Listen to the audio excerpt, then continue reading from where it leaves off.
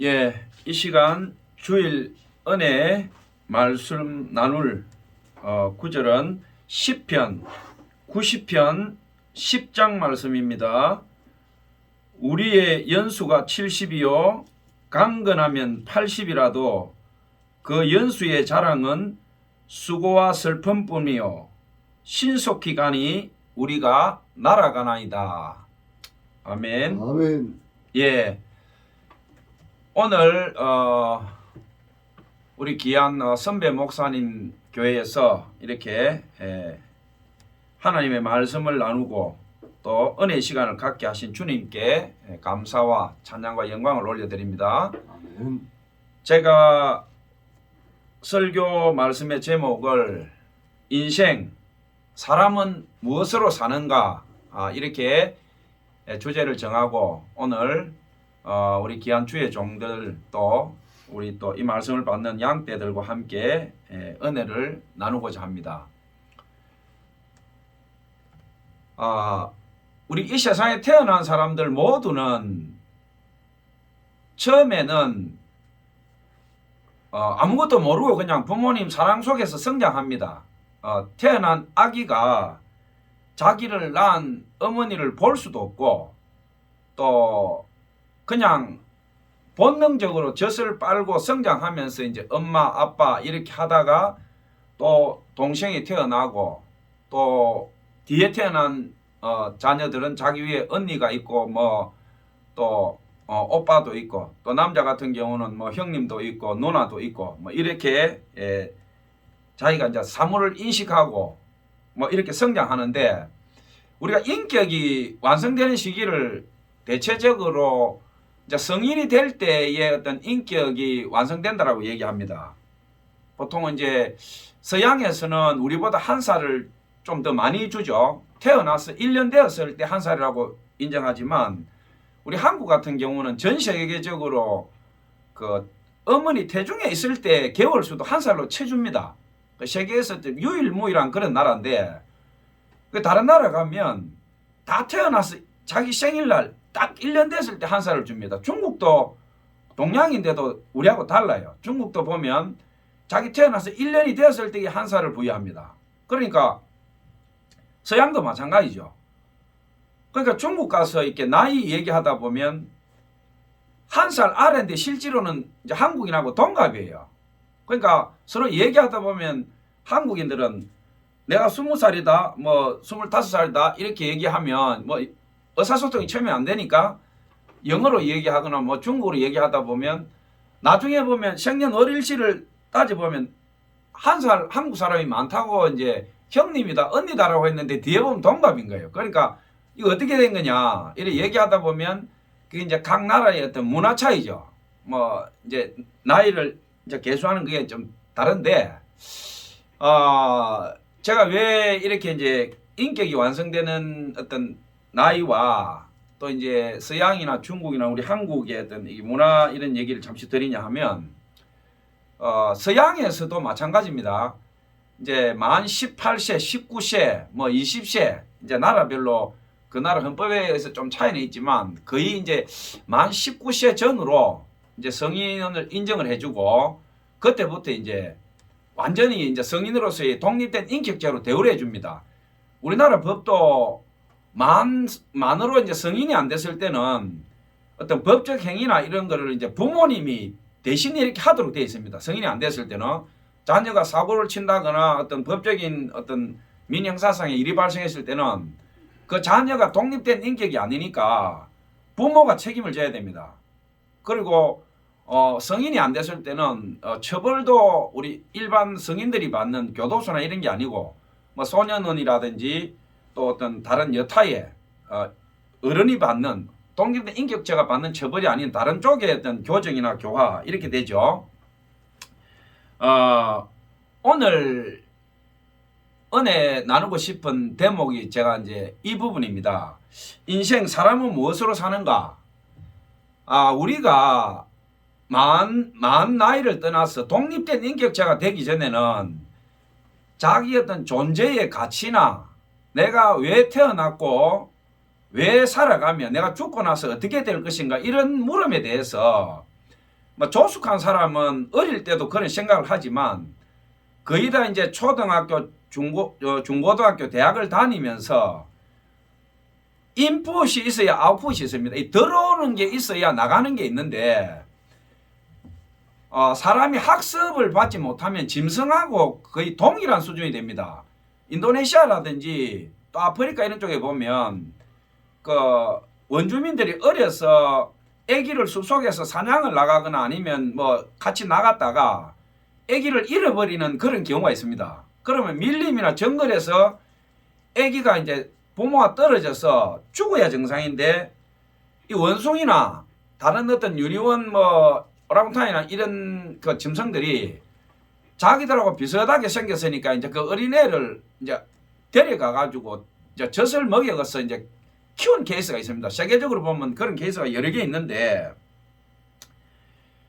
뭐 원숭이나 뭐 오랑우탄이나 이런 유니원들이 아기를 데려가서 키웠는데 실제 발견된 게 10살 이전에 뭐 7살, 9살에 발견된 애도 있고 뭐 14살에 발견된 애도 있고 세계적으로 보면 여러 유래가 있습니다.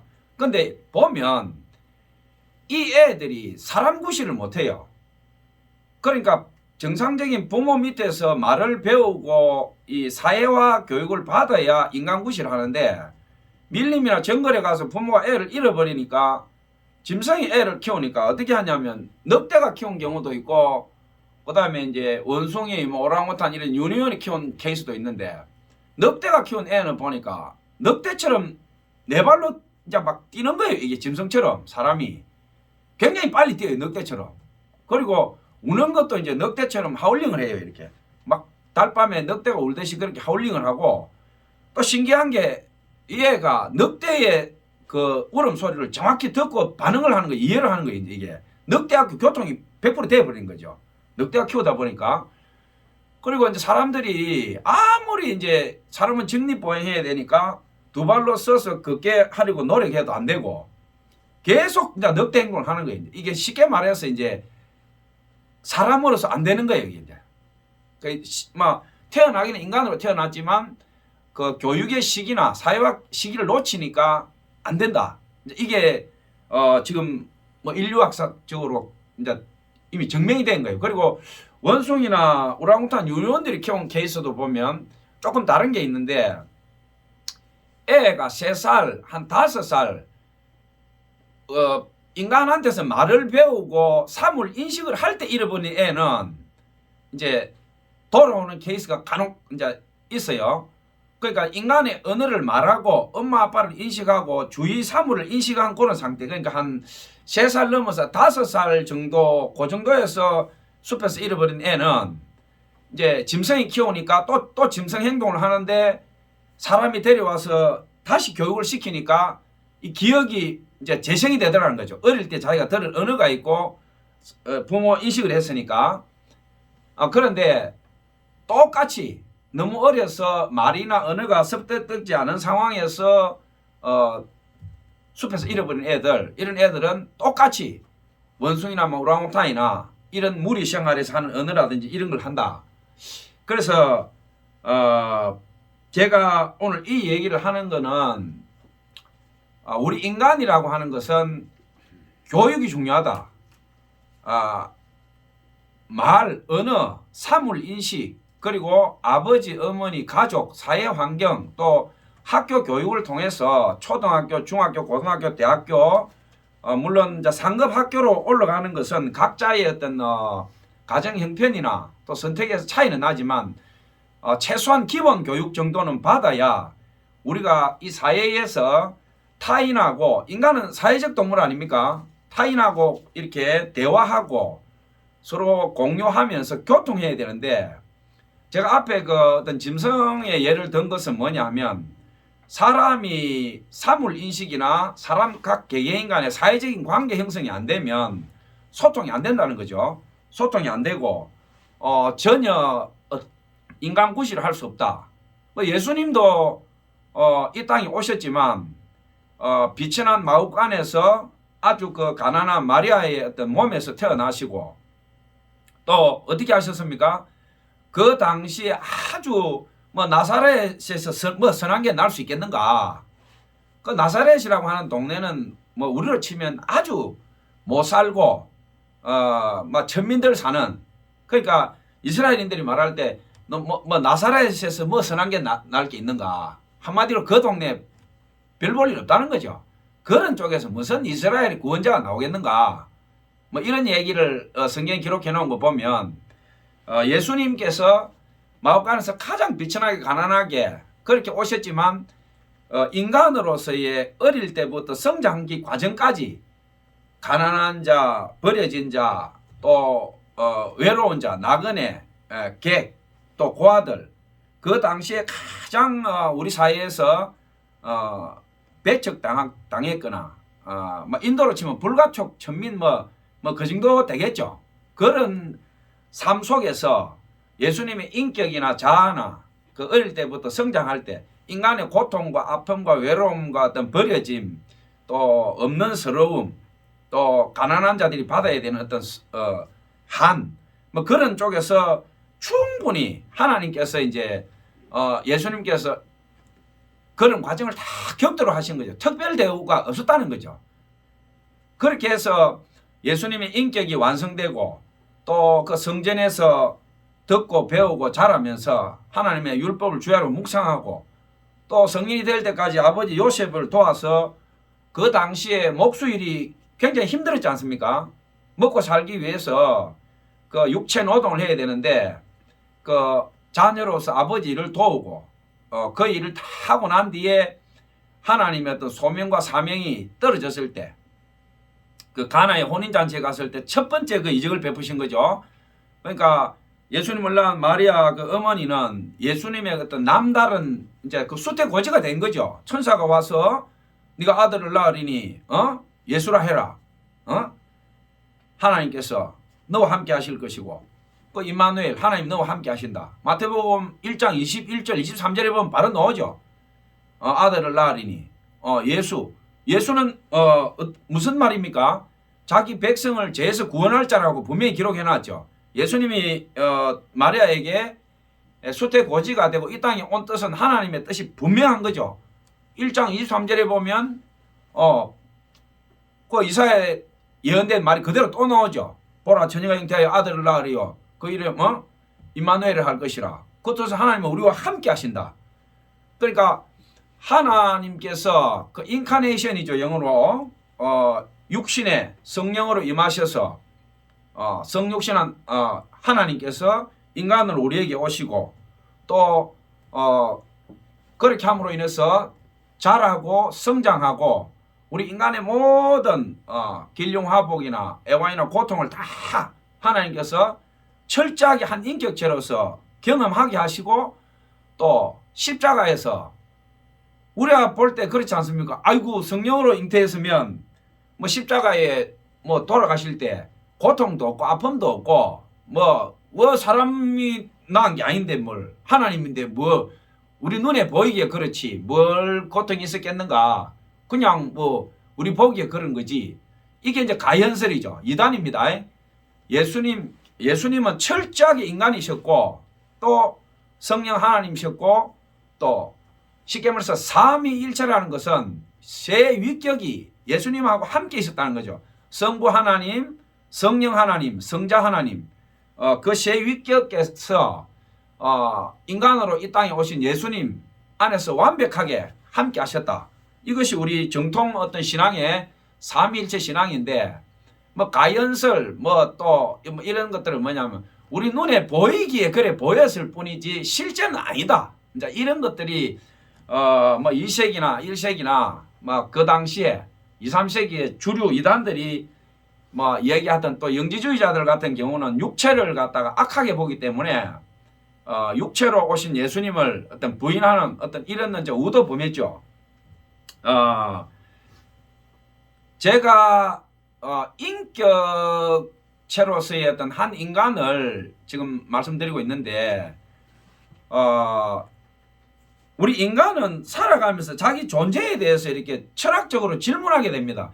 모태신앙은 나의 어떤 선택도 없이 부모에 의해서 예수님을 믿게 되는 어떤 행운도 있지만은 모태신앙의 제일 큰 단점이 뭐냐면 인격적으로 내가 하나님과 접촉을 했거나 어떤 성령 하나님을 깊게 체험하는 어떤 그런 시간들이 우리가 일반인들이 하나님을 모르고 살다가 누군가의 전도를 받고 교회를 가거나 또 누군가와 함께 말씀을 들었거나 자기 인생에서 어떤 큰 고난이나 상처가 있어서 하나님을 믿게 된 사람보다 모태신앙들이 보면 신앙의 어떤 강도나 어떤 깊이에서 어떤 경우에는 좀 약하거나 전혀 아닐 때가 있다는 거죠. 왜냐하면 사람은 자기 스스로의 선택과 초이스, 결단하는 그런 게 있어야 되는데 부모님이 목사거나 장로거나 또 권사님이거나 이런 케이스 같은 경우는 자녀들이 부모 등에 옆에서 교회를 가다 보니까 내가 선택할 타이밍이 없었다는 거죠. 하나님이 누구신지, 예수님이 왜 이 땅에 오셨는지, 예수님이 왜 나의 구세주인지 자기가 불신자들이 하나님도 모르고 예수님도 모르다가 누군가의 전도를 받고 교회에 와서 말씀을 듣는 도중에 사람이 울컥하면서 뒤집어질 때 있지 않습니까? 세상에서 고난받고 배신당하고 또 자기 자신이 악해서 남을 때렸거나 갈취했거나 자기 스스로 나는 천하의 죄인이라고 생각하고 있는데 교회에 오거나 또 예배 보는 도중에 말씀을 들을 때에 사람이 이제 우리 흔히 하는 말로 뒤집어진다 그러죠. 그러면서 대굴대굴 구르고 거기서 내 죄를 위해서 예수님께서 십자가에 돌아가셨다. 그걸 깨닫고 또 부활하셔서 성령 하나님으로 지금 이 시간 말씀으로 예배 중에 찬송으로 나에게 임하시고 내가 예수님으로 인해서 죄된 나는 죽고 다시 내가 예수님을 믿음으로 인해서 거듭났다. 이런 믿음이 딱 들어오는 순간에 사람이 이제 그 생명이 사는 거죠. 나는 이제 예수님으로 인해서 다시 태어났구나. 이신칭이 믿음으로 인해서 내가 다시 거룩하게 됐구나. 의롭게 됐구나. 내같이 악한 자도 살아갈 가치가 있구나. 이것이 우리 크리스찬 믿는 자들의 권리고 권세고 영광 아니겠습니까? 근데 모태신앙들은 어떤 케이스냐면 부모님이 너무 강력하게 믿음을 강조하거나 얘기하다 보니까 나 스스로 선택할 그런 시간이 없이 그냥 등에 업혀 가다 보니까 하나님 앞에서 빨가벗고 어떤 피가 흐르는 그런 신앙으로서의 그런 과정들이 다소 미흡하다 보니까 모태신앙들은 다시 한번 그 과정을 거쳐야 됩니다. 어떤 데 거치느냐? 역시 마찬가지입니다. 인격적으로 완성되고 성인이 됐을 때든지 아니면 보통 모태신앙들이 언제 이제 우리 흔히 하는 말로 깨진다라고 얘기하는데 깨진다는 말이 좀 과격하지만은 학생부 수련회나 또 부흥회 할 때 아주 강력한 부흥사들이 와서 그 심령을 부서뜨리고 아주 회개를 촉구하고 강하게 말씀을 선포할 때 그때 이제 모태신앙들이 깨어지는 경우가 있습니다. 그냥 아버님이 목사하고 장로다 보니까 교회 생활이 익숙해져 가지고 이제 믿음, 신자가 아니고 그냥 종교 행위를 하는 하나의 의식주의자로서 생활해 온 거죠. 그러다 보니까 이제 사춘기 되면 그 목사 자녀들이 아주 심하게 일탈합니다. 담배 피고 술 마시고 패싸움하고 그러니까 경찰서에서 잡아보면 장로 아들이고 목사 아들이고 이제 이런 케이스가 흔하게 나오죠. 그러면 이제 그 교회 목사님들이 성도분들 보기에 너무 어처구니가 없으니까 담임 목사 사임을 하고 교회 장로님들도 나는 이제 장로 직접 수행 못하겠다고 그 사임을 하고 이러면 좀 성숙한 교회는 그걸 다 이해를 해줍니다. 애들이 과도기나 사춘기 때 그런 일이 있을 수 있다라고 해서 그걸 다시 반려를 하고 충분한 시간을 주고 그러면 그 애들이 또 다 돌아옵니다. 그 사춘기나 젊을 때 일탈들은 시간이 지나면 다 돌아오는데 그 미성숙한 교회들은 그 목사님의 장로님이 그 마음속으로 얼마나 큰 상처를 받았겠어요. 자기 자녀가 패싸움을 하고 도둑질을 하고 또 심지어 간통을 하고 그렇게 해서 경찰서 붙잡혀 가지고 온 성도들이 알게 되고 교회가 그냥 난리가 나고 그러면 그 목사님이나 장로님한테는 사형 선고죠. 그 수치나 어떤 모욕은 뭐 말로 어떻게 다 표현하겠습니까?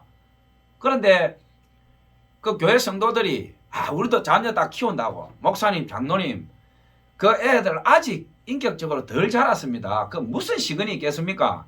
다 하나님께서 다 은혜 주셔서 돌아옵니다.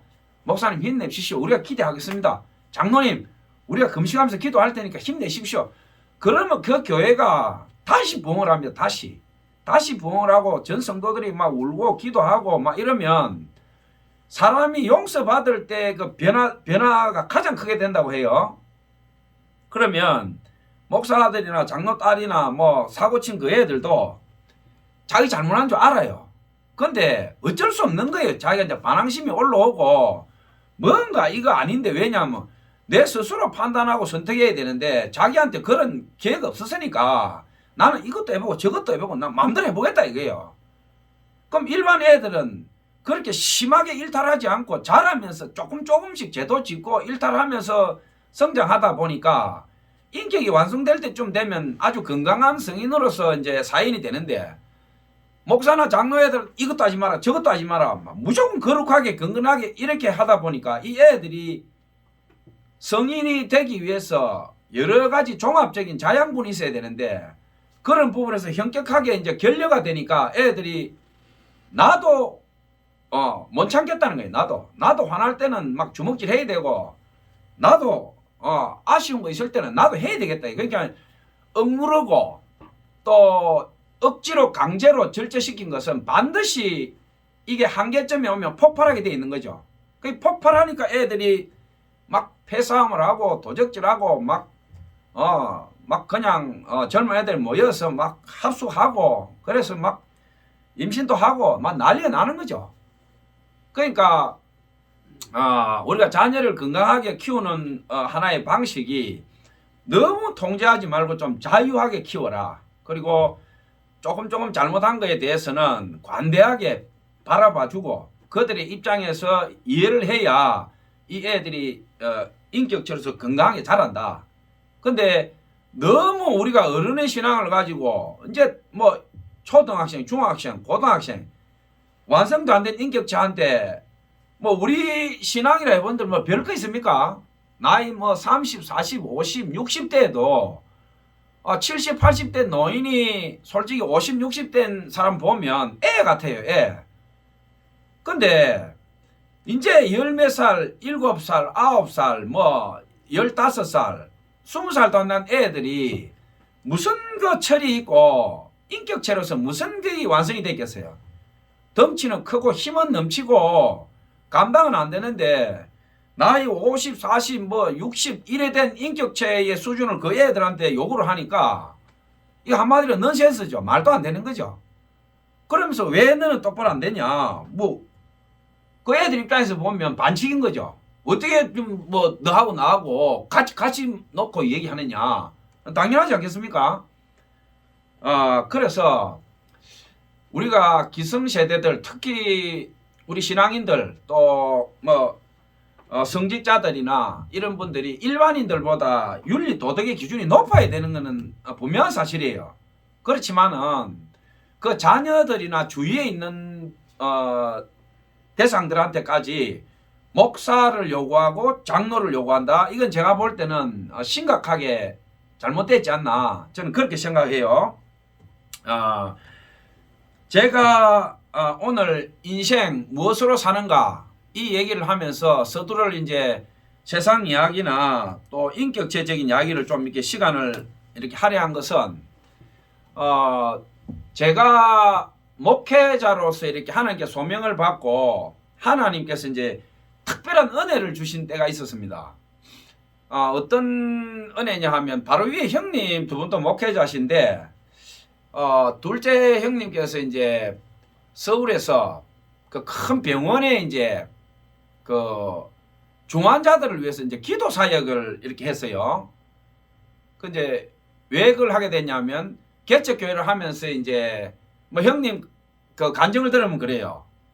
자기는 뭐 장신대 나오고 뭐 박사과정까지 공부하고 대한민국 최고의 이제 뭐 목사라고 자부했다는 거예요. 막 인물도 그렇고 풍채도 그렇고 막 학식도 그렇고 이 대한민국에서 내하고 붙을 목사는 없다. 한마디로 이제 교만이 하늘에 닿았던 거죠. 그리고 일반인들이 보면 막 진짜 막 광이 나요, 광이. 그냥 그 외모만 보면 일반인들이 설교 안 들어도 그냥 하늘에서 내려온 목사처럼 이렇게 보여요. 그러니까 그 교만이 하늘에 닿아 있고 또 큰 교회에서 이제 부목 생활을 여러 번 하다 보니까 그 자만심은 더 올라간 거죠. 그럼 나는 개척하면 뭐 대한민국에 제일 가는 교회를 만들겠다. 이제 이런 이제 자신감도 있고 막 교만이 하늘을 찔렀던 거죠. 그 개척을 하니 아니나 다를까 개척했다는 소문이 들리니까 막 알던 성도들이 우르르 몰려온 거죠. 그러니까 뭐 승승장구한 거죠. 헌금도 많이 들어와. 막 다른 개척교회 목사들은 성도 하나 때문에 울고불고 금식하는데 뭐 시작하자 뭐 또 막 그냥 큰 교회에서 교회를 개척해가지고 목사를 갖다가 면접을 보는데 100몇 명을 보는데 그 중에서 자기가 뽑혔으니 그 자만심이야 뭐 말을 할 게 있겠습니까? 그러니까 큰 교회에서 사람이 다 나와 차대줘 뭐 수십 명 성도 뭐 그냥 다 따라왔어.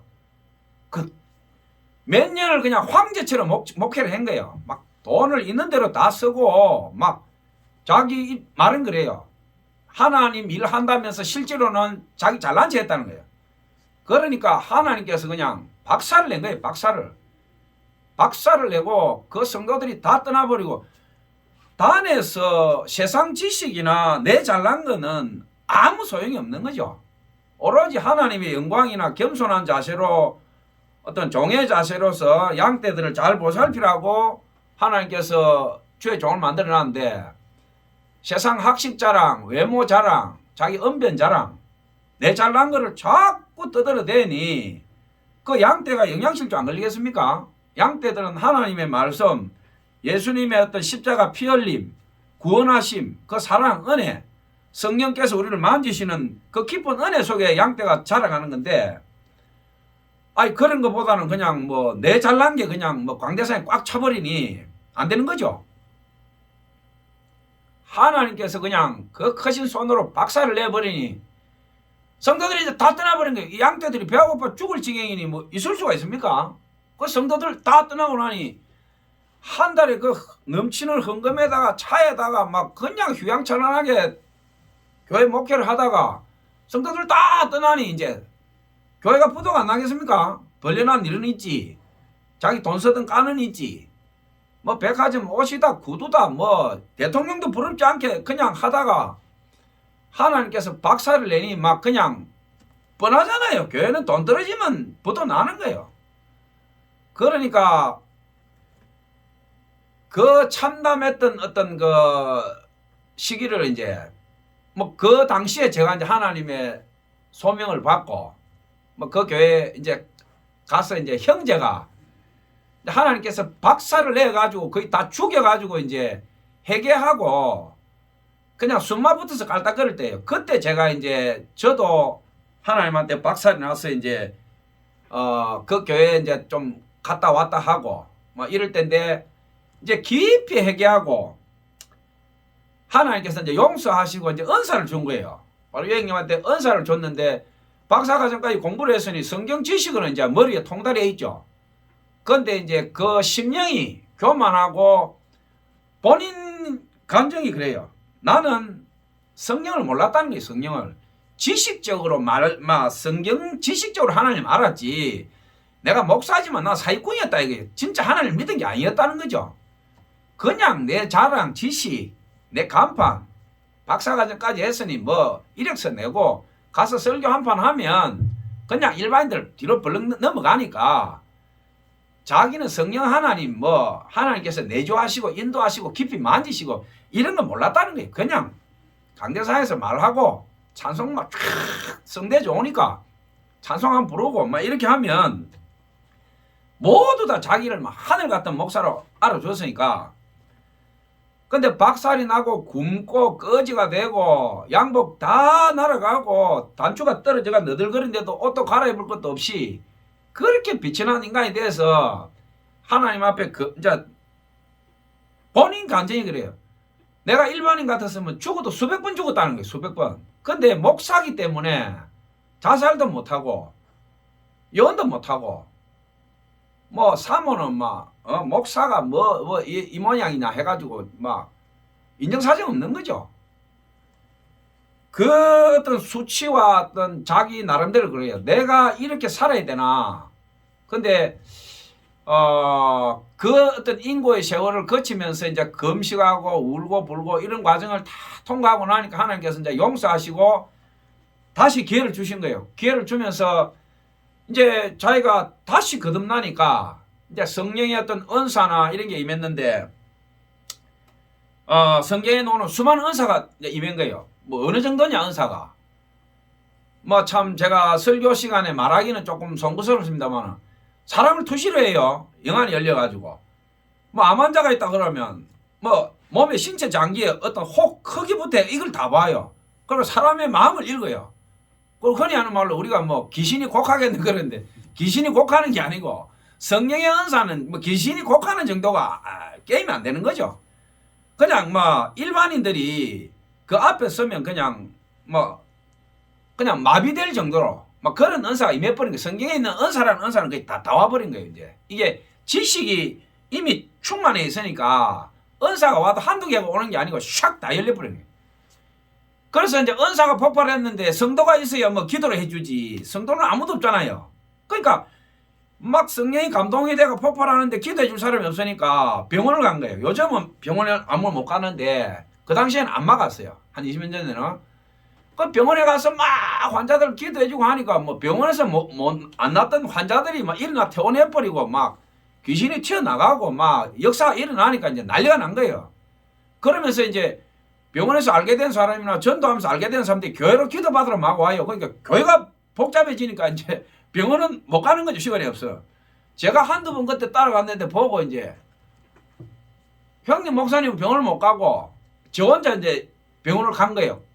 그게 이 주객이 전도된 거죠.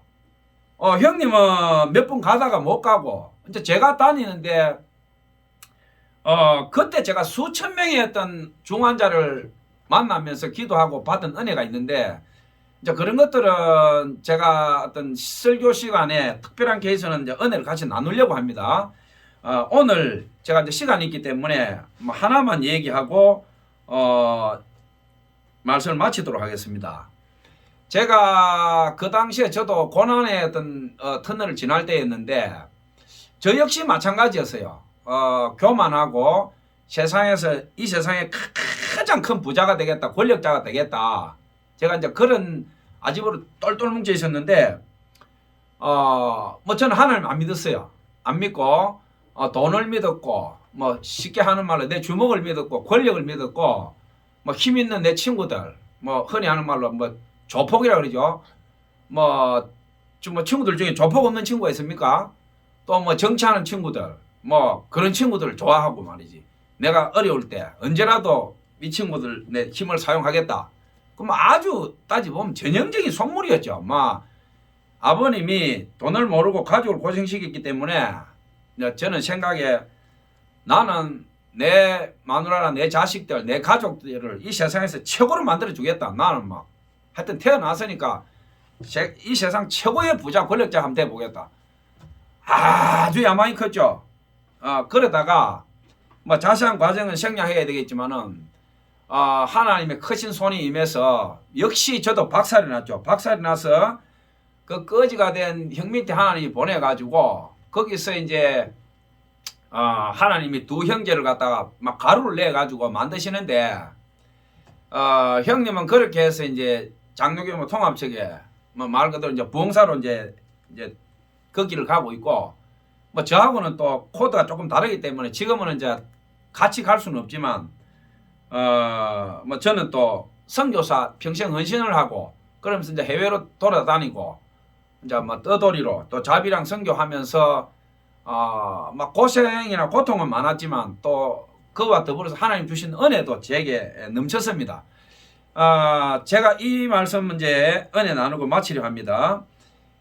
수많은 어떤 응급 환자들, 그게 뭐 서울대병원, 동대병원, 원자력병원, 뭐 을지, 백병원, 뭐 또 지방으로 가면 각 대학병원부터 수천 명의 어떤 팔다리 부러지는 환자 말고 생명의 경과에 달린 응급실 위주로 다녔어요. 팔다리 부러진 사람은 급하지 않으니까 생명이 얼마 안 남은 사람 위주로 제가 이제 다녔는데 오늘 이 말씀하고 정확히 일치합니다. 인생 사람은 무엇으로 사는가? 모든 태어난 사람들이 응급실에 가보면요. 열 몇 살도 있고 아직 10살도 안 된 애들도 있고 뭐 20살, 30살, 40, 50, 뭐 90, 심지어 뭐 100살 뭐 이렇게 가까이 된 분들도 있고. 근데 공통점이 있습니다. 예수님을 믿고 구원의 확신이 있는 사람은요. 응급실에 있건 생명의 경각에 달려도 얼굴이 평안해요. 그냥 꽃처럼 아름다워요. 이렇게 아무 걱정 없어요. 가족들도 슬퍼하는 가족이 없어요. 그냥 나도 되고 떠나도 되고 이래요. 근데 대개의 경우 보면 불신자들 같은 경우는요. 응급실에 가보면 얼굴이 공포에 질려있고 그 가족들이나 환자나 어쩔 줄 몰라요. 어쩔 줄. 지금 곧 죽어야 되는데 아무런 죽음에 대한 준비가 없는 거예요. 준비가. 아파트 평수 늘리고 차 바꾸는 데 관심을 기울였지. 내가 평생 이 세상에 살다가 이제 떠나야 되는데 자기 몸에 힘이 있을 때는 죽으면 끝이지 큰 소리 빵빵 쳤지요. 정작 죽음이 다가오면요 다 공포에 뜹니다. 죽으면 끝이라고 그만큼 얘기해 놓고 막상 딱 죽음이 코앞에 오면요 벌벌 떨어요. 벌벌 떨어. 그리고 제가 응급실이나 중환자 사에 가면서 느낀 게 있는데 뭐냐 하면 사람이 죽기 2, 3일 전 심지어는 일주일 전 그 개인별로 차이는 다 있지만 사람이 죽음을 앞뒀을 때 영안이 열립니다. 영안이 열리면 어떤 현상이 생기냐. 우리 건강한 사람의 눈으로는 보이지 않던 귀신을 봅니다. 귀신을. 이거는 간호사들도 얘기를 해요. 큰 병원의 간호사들 보면 임종할 때 그 다 된 환자분들이 막 허리 헛거본다 그러지. 헛게 아니고 영안이 열린 거예요. 영안이 열려가지고 막 손짓을 하고 막 혼자 얘기하고 난리예요. 그게 왜 그러냐. 이미 이 땅에 시간이 다 돼서 저 세상 가야 되는데 예수를 안 믿거나 구원에 확신 없는 사람들은 악기들이 이제 그 영혼을 사냥하려고 이제 온 거예요. 병실에 오고 그 환자 주위에 왔는데 일반인들은 못 보니까 아무렇지 않은데 본인은 보고 이제 끌려가야 되니까 그 공포 때문에 눈에 막 초점이 막 흐려지고 공포에 질려서 부들부들 떨고 난리치는 거예요. 저도 그런 경험을 여러 번 했습니다. 제가 딱 갔을 때 환자들이 막 손짓을 이렇게 하는 환자들이 많아요. 그럼 제가 이제 경험이 있으니까 얘기를 합니다. 지금 옆에 여기에 악한 것들 와 있죠. 이러면은 말을 하는 사람들은 대답하고 말 못하는 환자도 있어요. 심한 경우는 막 공포에 질려서 손발을 부들부들 떨면서 막 눈빛으로 눈을 깜짝깜짝해요. 그럼 제가 얘기를 합니다. 이제 이 세상 시간이 다 됐습니다. 그러면 이제 뭐 여자 같으면 자매님, 남자 같으면 형제님 얘기하죠. 예수님 안 믿지요? 이러면 막 눈을 깜빡거려요. 이제 이 세상 시간 다 됐습니다. 히브리서 9장 27절에 나오죠. 사람에게 죽는 것은 정해진 일이요. 그 후에는 반드시 심판이 있다. 당신 죽고 끝나는 거 아니다. 지금 이 죽음 뒤에는 반드시 심판이 있다. 예수님을 안 믿고 구원받지 못하면 당신은 지금 반드시 심판받고 지옥 가게 돼 있다. 오늘 내가 여기 온 거는 당신 영혼을 하나님께 내가 올려드리려고 왔다. 당신 오늘 예수님을 영접하고 하나님 자녀가 되면 이 악기들 그대로 도망간다. 오늘 구원받고 하나님 자녀로 다시 거듭나겠느냐. 이러면요. 거의 제가 볼 때는 90% 이상이 막 눈을 깜짝거리고 막 살려달라는 이런 표정을 지어요. 그러면 제가 간단하게 복음을 전달합니다. 요한복음 3장 16절 있죠. 하나님께서 세상을 이처럼 사랑하사 독생자를 주셨으니 이는 누구든지 멸망치 아니하고 영생을 얻게 하려 함이라. 복음은 간단합니다. 그리고 사람이 영이 열리면 복잡하게 설명 안 해도 다 알아요. 자기도 알아요. 자기도. 이 세상 영이 끝나고 뭐 그런 끝이 아니다는 걸 자기도 알아요. 지금 분명히 굉장한 일이 벌어지고 있다는 걸 자기가 알아요. 그러면 요한복음 3장 16절 그 말씀을 간단히 얘기를 하고 그 다음 오늘 예수님이 당신의 구세주가 되는 것을 믿느냐 딱 이러면은 막 그냥 막 간절하게 막 얘기를 해요. 그러면 제가 그 사람한테 로마서 10장 9절 10절 말씀 있죠. 사람이 마음으로 믿어 의에 이르고 입으로 신하의 구원을 얻느니라. 이거 뭐냐면 자기 입으로 이제 신해야 되는데 어떤 사람 말 못해요. 죽어가는데 입이 다쳐본데 무슨 말을 해요. 그러면 제가 대신 그 영접 기도를 해줘요. 그 사람 이름 부르면서 당신 말 못하니까 내가 오늘 당신 이름으로 지금 고백한다. 당신 말 못하니까 눈을 깜짝거리라. 그럼 하나님께서 하실 것이다. 그럼 제가 이제 그 사람 이름을 부르면서 나 누구누구는 오늘 하나님의 자녀가 됐음을 입으로 시인합니다. 내가 못해서 주의 종이 지금 하는데 제가 마음으로 믿고 지금 그대로 내가 인정합니다. 하나님 제가 이제 세상 시간 다 됐는데 하나님께서 오늘 제 하나님 자녀로 인정해 주시고 제가 하늘나라 갈 때 문을 열고 저를 좀 맞아 주십시오. 예수님 이름으로 영접 기도합니다. 아멘. 뭐 그렇게 해서 그 절차를 간단히 마치고 제가 이제 그 선포 기도를 해줍니다. 하나님 자녀가 오늘 됐다는 것 선포 기도를 주의 종으로서 해주고 그다음에 축복 기도 해줍니다. 축복 기도 해주고 딱 그러고 난 뒤에 자 잘 보세요. 내가 이제 축사합니다. 그러면서 예수님 이름으로 그 악기들을 제가 딱 축사 기도를 해줍니다. 이 더러운 것들 지금 이 자녀는 하나님 자녀가 되었으니 너희들은 아무 권시 없다. 예수님 이름으로 명령하노니 너희들 지옥으로 꺼져라 사라져라 딱 이러면 신기해요. 그 공포에 떨던 사람이 얼굴이 환해지면서 막 어린애처럼 좋아해요. 이제 사라졌다는 거지. 없어졌다는 거예요. 그럼 제가 얘기를 합니다. 저것들 또 온다. 그러니까 내가 없을지라도 당신 예수님 자녀가 됐으니까 예수님 이름으로 내가 한 것처럼 하라. 그럼 저것들은 사라진다. 그리고 항상 예수님이 내 구세주라는 것을 잊지 말아라. 그리고 당신 이 세상에서 지금 한 게 아무것도 없다. 당신 거지다. 당신 죽기 직전에 지금 예수 믿지 않았냐. 당신 부끄럽지만 그래도 하나님 자녀로서 오늘 구원받았으니 거지 구원이지만 당신 마음으로 기도해라. 당신 지금 시간 남아있지 않느냐. 죽을 때까지. 당신 지금 뭐 할 거냐. 너가 지금 죽음만 찾고 있는데 이 세상을 위해서 기도해라. 당신 가족을 위해서 기도해라. 당신 자녀를 위해서 기도해라. 그럼 막 울어요. 그게 당신이 이 세상에서 마지막 할 일이다. 그거라도 지금 하고 가야 될 거 아니냐. 그럼 막 울어요. 그 사람 당연히 기도하겠죠. 요한복음 14장 여기에 보면 1절에서 6절까지 제가 좀 읽고 마무리하겠습니다. 너희는 마음에 근심하지 말라. 하나님을 믿으니 또 나를 믿으라. 내 아버지 집에 거할 곳이 많도다. 그렇지 않으면 너희에게 일러서리라. 내가 너희를 위하여 거처를 예비하러 가노니 가서 너희를 위하여 거처를 예비하면 내가 다시 와서 너희를 내게로 영접하여 나 있는 곳에 너희도 있게 하리라. 내가 어디로 가는지 그 길을 너희가 아느니라. 도마가 이르되 주여 주께서 어디로 가시는지 우리가 알지 못하거늘 그 길을 어찌 알겠사옵니까? 제일 중요한 말이 여기서 나옵니다.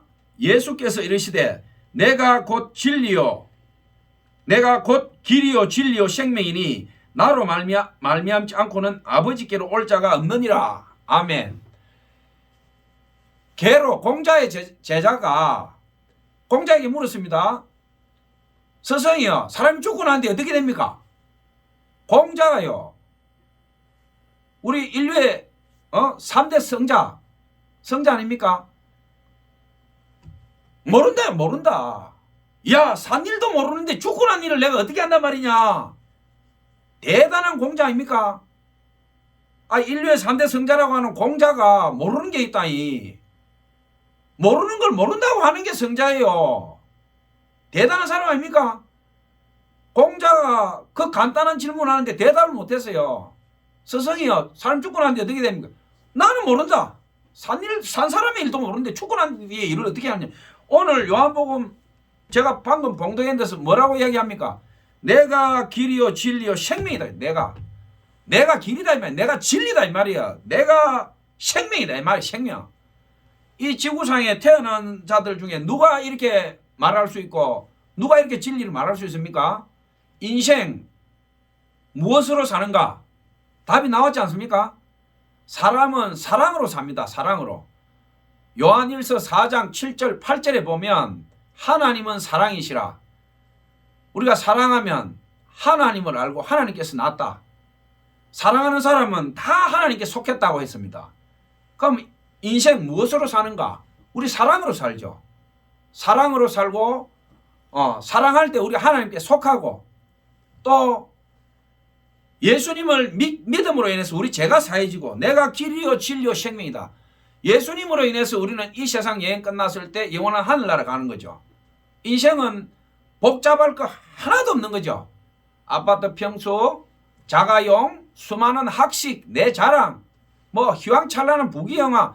솔로몬이 뭐라고 했습니까? 전도서에서 헛되고 헛되니 헛되고 헛되도다. 이 세상에 태어난 어느 누구도 견줄 자 없던 솔로몬이 딱 고백한 이야기가 그 이야기입니다. 내가 이 세상에 있는 모든 부귀영화를 다 누려봤지만 헛되고 헛되니 헛되고 헛되도다. 딱 끝날 때 뭐라고 이야기합니까? 너희는 마음을 다해서 하나님을 경외해라. 그리고 내 사랑하는 아내와 행복하게 살아라. 솔로몬이 결론 내린 게 그겁니다. 가정을 사랑하고 네 아내 사랑해라 이 말이에요. 그리고 하나님 경외해라. 세상에 이보다 더한 진리 있습니까? 인생 무엇으로 사는가? 하나님을 경외하고 찬송하고 그 말씀을 주야로 묵상하고 감사하면서 십자가에서 우리 죄를 도말시키시고 우리를 구원해 주신 예수님을 믿고 그 피를 밟고 그 사랑 안에서 우리가 하늘나라 가는 것. 인생 무엇으로 사는가? 바로 정답이 저는 이것이라고 믿습니다. 아멘. 예, 기도하겠습니다. 하나님 감사합니다. 오늘 주일 예배에 하나님께서 은혜 주시고 또 말씀 주시고 또 부족한 종을 세워서 귀한 교회 또 귀한 종 예배 처소에서 이렇게 말씀 전하게 하심을 감사합니다. 인생 무엇으로 사는가? 하나님을 경외하고 주님을 믿고 우리가 감사하면서 서로 사랑하고 살아가는 것이 인생의 진리임을 믿습니다. 하나님의 영광으로 저희를 덮어주시고 주님의 사랑 속에서 저희들이 이 땅에 아름답게 머물다 주님 나라가며 수많은 열매를 가지고 가는 귀한 아들 딸 되게 하여 주옵소서. 예수님 이름으로 감사하며 기도합니다. 아멘.